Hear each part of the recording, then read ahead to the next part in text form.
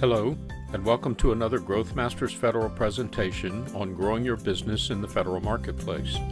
Today's topic will be of interest to companies already doing business with the federal government who want to learn more about the pros and cons of being a prime, a sub, or a partner in a joint venture. Growth Masters Federal is a nationwide community of growth-oriented government contractors, their executive teams, and the professionals who support them. The purpose is to share experiences and discuss timely topics on planning and executing the most effective growth strategies in the very challenging but opportunity-rich federal marketplace. We're broadcasting today from the greater Washington, D.C. area, and we welcome our viewers from around the country. If you're watching a moderated presentation of this webinar, we invite you to submit your questions using the tools on your screen. Otherwise, please send your questions by email to questions@scaletomarket.com or give us a call at the number listed on our website. Registered viewers will receive an email with a link to view the webinar on demand and a brief survey asking for your feedback on the presentation. Please take a minute to reply and tell us what you think so we can serve you better in the future. So with those housekeeping chores taken care of, let's get started. Your host for today's presentation is Shirley Collier. Shirley is the president and founder of Scale to Market and has been working in the federal sector as an entrepreneur, author, speaker, and consultant for over 25 years. Enjoy the presentation. Hello, this is Shirley, and thank you for joining us today. After selling my last business in 2012, I decided to focus on what I enjoyed the most: helping senior executives with strategic planning and profitable growth. But what I found is that most small businesses really struggle with business development, especially in the complex, highly regulated federal sector. So I figured that if I could help my clients solve the business development riddle and bring in more revenue, then there would be capital to invest in the business. Now I come in through the business development door, but I take a very holistic CEO perspective on all the plates that must be kept spinning for sustainable, profitable growth. We need to back up just a bit before diving into our discussion of teaming. Before making a decision to prime, sub, or JV, you first need to know your market. So in this brief introduction to some very complex topics, we will begin with a review of the basics of market research. Then we can move on to the various options for creating opportunity-specific partnerships, or teaming for short. And finally, we will discuss the pros and cons of each of these options. Just a reminder, if you are listening to a moderated presentation, I encourage you to submit questions as we proceed. If not, please send your questions to us at questions@scaletomarket.com, and we will respond promptly. We have identified 4 categories of best practices used by successful government contractors. The first is that they have a data-driven, detailed, customized business development playbook. The second is that they delegate authority to their BD team. Third, they articulate a clear vision both internally and externally to the company. And fourth, they evaluate their plans and are ready and willing to pivot with the market. Today's topic on when to prime, when to sub, and when to form a joint venture is a subset of the BD playbook best practice. An essential first step in BD decision-making is to gather objective, relevant data. I will not attempt to cover this subject in depth today, but let's briefly examine the different categories of data and the primary resources used to search for and analyze opportunities and to find potential teaming partners. The 3 categories are agency forecast, or annual projections of agency procurement plans, recompetes, or existing contracts that are expiring and may come up for recompete or be issued under different contract vehicles, and solicitations. So let's break those down to the next level of detail. To obtain forecast of upcoming spending, you can go to agency websites, their small business offices, online or in person, or the GSA forecast website shown here. All federal agencies are supposed to upload their forecast to this GSA website. But of course, they don't always do that. So many times you'll have to go to the specific agency website to find their procurement forecast for the upcoming fiscal year. These forecasts are normally available between November and about February of each year, just after the beginning of the fiscal year. However, if the federal budget has not been approved by Congress and we are operating on continuing resolutions, or if the agency simply doesn't place a high priority on fulfilling this obligation, the forecast may be late, or they may not be posted at all. This year, for example, many procurement forecasts were not posted until April. What is important to note about forecasts is that they are not commitments. It's just what's been approved in their budget for the fiscal year. The next category is recompetes. When searching for opportunities, you must consider the past as well as the future, so examining existing contracts is critical. The federal government records and makes data available on all contract actions of $3,000 or more, but a lot of that data is in the form of BPA calls and task orders on large contracts, and cross-referencing this data can be challenging. The basic procurement data is published in FPDS-NG, which stands for Federal Procurement Data System Next Generation. You can see the link here. Subscription services, which we'll talk about more in a minute, include existing contracts in their search engines, and many distinguish themselves from their competitors by collecting data from a wide range of sources and providing research and analysis of that data. Finally, we have solicitations. Those sources are FBO, or FedBizOps, GWACs, government-wide acquisition contracts and agency-specific websites, SBA Subnet for contracting opportunities, and eBuy if you have a GSA schedule. In theory, FedBizOps, or FBO, aggregates contracting opportunities over $25,000 across all federal agencies into one system with a unified interface. At least that's the goal. However, not all opportunities are advertised on FBO. For example, the FAA is not covered by FAR and usually has its own acquisition system and rules. Many divisions of the Department of Defense also have their own procurement and solicitation processes and systems. And all GWACs, IDIQs, and BPAs have closed solicitation systems for task orders. FBO should be used to monitor announcements like industry days and other events, opportunities in the market research phase, for which there will be sources sought notifications and RFIs issued, and for the release of RFPs that you've been preparing for. At one point, the GSA schedule was touted as being the future of all government purchasing. It now represents less than 10% of government contracts. The federal government's current procurement trend is toward category management, which includes GWACs, BPAs, and IDIQs. But that's a topic for another webinar.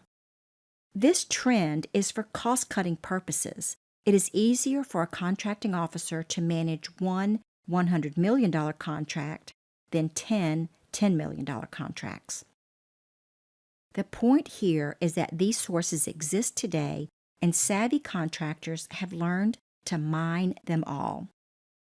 And of course, there are paid subscriptions like EasyGovOps that we like to use, and others such as GovWin, GovEni, and GovTribe that aggregate much of this data for easy access, analysis, and decision-making based on custom searches and automated notifications.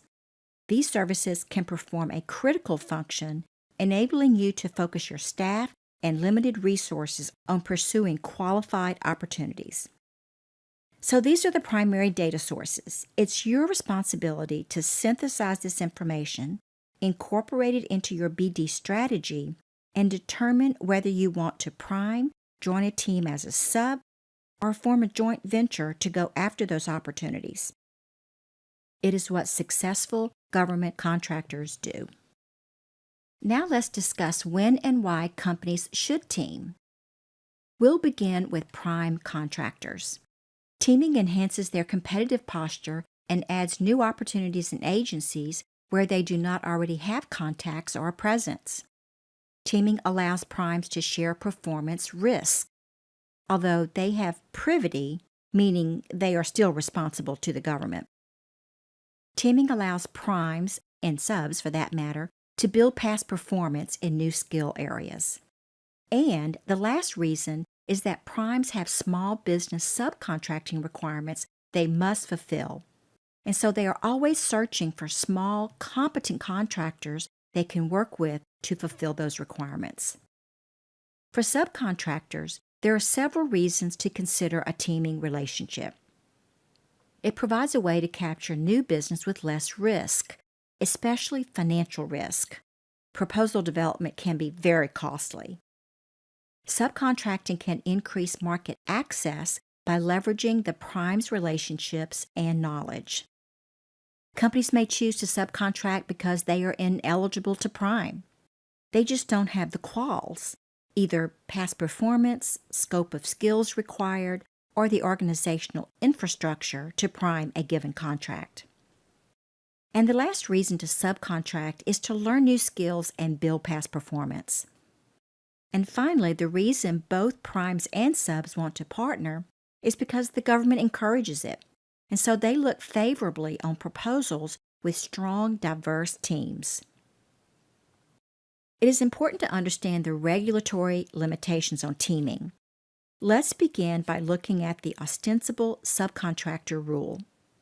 Under this rule, an improperly structured teaming arrangement can cause the companies to be deemed affiliated by the SBA and thereby lose their ability to compete for the contract. Let's examine the elements of a teaming arrangement that could get you in trouble. The rule could apply if the subcontractor performs what is deemed to be the primary and vital requirements of a contract. The prime must control and provide daily management of the contract, and the prime must be solely responsible for performance under the contract. The rule may apply if the prime contractor is unusually reliant on the subcontractor. The government is particularly sensitive to this when the prime is small and the sub is large. This rule does not apply to similarly situated entities. For example, if two or more small businesses, 8As, women-owned small businesses, SDVOSBs, or hub zone companies win a contract under a teaming arrangement, the rule does not apply.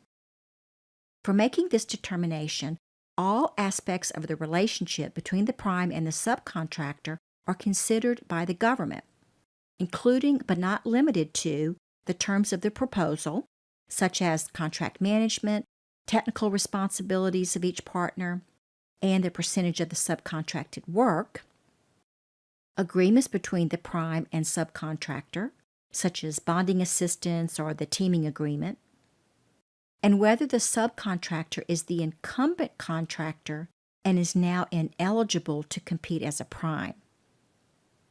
There's a new rule on how subcontracting percentages are calculated.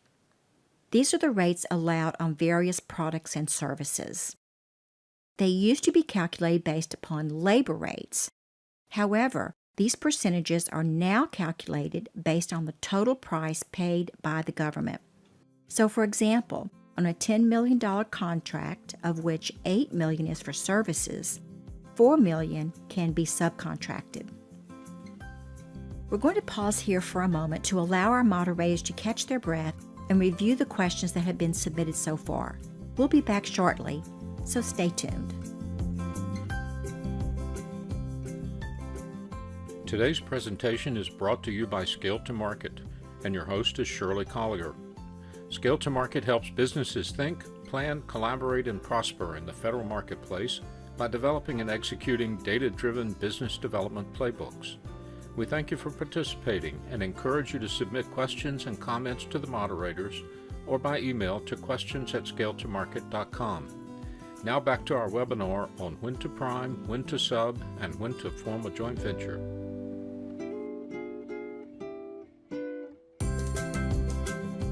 Hello and welcome back. Earlier I referenced similarly situated entities. Let's take a closer look at that aspect of teaming. Small businesses can now use work performed by their subs to meet contract set-aside requirements. This was not always the case. It used to be that the prime had to meet the set-aside requirement. So let's say the contract is a woman-owned small business set-aside. 51% of that contract must be performed by a woman-owned small business prime and or her women-owned small business subs. The remainder can then go to non-WSP firms if the prime chooses. It's important to note that the prime selects the NAICS code to apply to a subcontract. A prime could subcontract work to a firm under a NAICS code under which the subcontractor meets the small business standard when they would not meet the standard assigned to the master contract. So, for example, a 500-person firm that would not meet the small business requirement of a master contract could be a sub to a prime contractor that has, say, 50 employees and does meet the small business requirement of the prime contract. Now let's look at the pros and cons of joint ventures. I want to preface my comments by saying that I am not an attorney. I strongly urge you to seek legal counsel if you are considering forming a joint venture. So with that in mind, let's look at some of the business issues you should keep in mind. On the pro side of the ledger, the new joint venture company can be formed to go after multiple solicitations and contracts. We typically recommend that you have at least 3 opportunities in mind to make the JV worth the investment. The JV can benefit from the bonding capacity of all member companies combined. Liability can be limited to the JV company if it is set up as an LLP. The JV may have a lower cost structure, making it more competitive, and this is especially important if price is a major source selection criterion.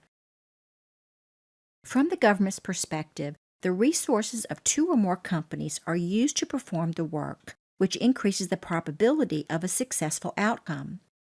Minority members of a JV may exert more control to protect their interest than in traditional prime-sub relationships. To your competitors and others who may be watching, it just looks better to be part of a joint venture than being a subcontractor to a competitor. Never underestimate the power of ego in business and in government contracting. Now let's discuss the potential downside of joint ventures. Each member of the JV may have liability for the legal obligations of the JV, which is the reason you should always seek counsel to ensure you understand the risks. Management issues or partner disagreements may be difficult to resolve and could result in delayed decision-making. This is usually caused by a lack of clear lines of authority, which is one of the things an experienced attorney will ensure is in place. Members of the JV may be locked into a relationship for a long time, longer than expected or desired. Inevitably, businesses change over time. Management, focus, priorities, skill sets, etc. And these changes can create challenges in the JV partnership. The member companies will likely be considered affiliated for small business size calculations. This means the JV may not be able to compete for small business set-asides if a member is a large business unless the JV is a mentor-protege under the SBA's All Small program, which we will address shortly. Another item for the con side of the ledger is risk. The government scrutinizes these partnerships very carefully. The lead contractor gives up control compared to the prime position. I have seen large businesses that are accustomed to being in the prime position struggle to come to grips with now being an equal partner with the small business and treating them with respect. The power equation changes, and this can sometimes lead to misunderstandings and conflict. The participating members become jointly and severally liable to third parties for the acts of their joint venture partners, including criminal acts. Choose your partners wisely, have good governance, and get good legal advice. And lastly, the government may view the joint venture as lacking a clear point of contact, thus raising concerns regarding control, authority, and accountability. These issues should be clarified and clearly documented in the proposal and in the contract. A legal entity will be created. It can be a corporation, a partnership, or an LLC. The government prefers LLCs. The joint venture can be populated or unpopulated. The government prefers unpopulated, meaning that the individuals that perform the work cannot be employees of the JV company. They should be employed by the member companies. The JV can, and probably should, for purposes of clarity and fairness, have administrative and management personnel on payroll. A number of new SBA rules on MentorProtege JVs make them worth considering. They are now available to all small businesses. Mentors may provide proteges with financial, technical, and management assistance. Mentors and proteges may enter into subcontracts. A mentor may own up to 40% of the protege company. Mentors and proteges may form joint ventures for set-aside contracts, which is what we've been talking about. But in this case, the mentor can perform 60% of the work of the awarded contract. Affiliation rules are waived, so it overcomes the limitation I mentioned previously. And agencies may provide incentives to mentor-protege teams. The new rules were approved 2 years ago, and it has encouraged many more JVs and mentor-protege relationships to be formed, which I think is a good thing. Having a mentor can substantially accelerate the maturity of a young growing business that is new to the federal sector. And finally, let's have a look at some of the particulars of the protege and mentor roles. The protege must be classified small under the primary and secondary NAICS code. If seeking approval under a secondary NAICS code, the protege must demonstrate prior experience and a logical business progression in that code. Generally, a company can have only one mentor at a time. However, a company can have only 2 SBA mentors ever, so you need to choose your mentors wisely. It is important to note that the SBA may examine small business self-certifications as part of the application process. Okay, so here are some of the parameters associated with being a mentor. Mentors may be large or small. Some of the most successful JVs I've seen have been comprised of a larger small business and a tiny small business. A mentor company cannot be a nonprofit. A company can be a protege and a mentor at the same time. Mentors can generally have no more than 1 protege, but they could have up to 3 proteges at one time if there is no adverse impact on any given protege. There's no limit on the number of proteges a mentor can have. The initial term of the mentor-protege agreement is 3 years and includes one option for an additional 3 years for a total of 6 years. Both parties must commit to 1 year. After that, either party may terminate the mentor-protege agreement after 30 days' notice. And the SBA must approve the continuation of the relationship each year and can terminate the relationship at any time. Prime, sub, or joint venture each has its place, its advantages, and its risks. In summary, here are the major points we discussed today. Conduct comprehensive research first so you can make well-informed decisions about opportunities to pursue and how to team. Understand the client, scope of work, and the roles and responsibilities of all parties. Understand the pros and cons of various types of teaming arrangements. Understand the motivations of all partners. And don't be afraid to walk away if there's not a good fit. Finally, seek legal advice and professional help from those of us who have been doing this successfully for many years. It will save you money and headaches. Thank you for joining us today.